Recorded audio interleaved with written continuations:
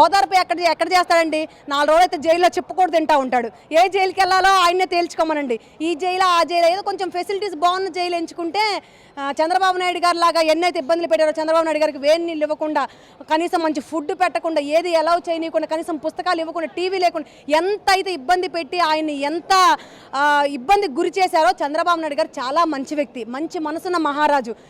మనకు చెడు చేసిన వాడికి చెడు చేయాలని ఎప్పుడూ చూడ్డు. మనకు చెడు చేసిన వాడికి కూడా మంచి చేయాలని ఆలోచించే మంచి మనసున్న మహారాజే ఈరోజు ఆంధ్ర రాష్ట్ర ముఖ్యమంత్రి అయ్యాడు చంద్రబాబు నాయుడు గారు. కాబట్టి నీకు అన్ని ఫెసిలిటీస్ ఇస్తారు. బాబు గారు అంత నీలాంటి దుర్మార్గుడు అయితే అసలు కాదు, నీచ నికృష్టుడు అంతకన్నా కాదు.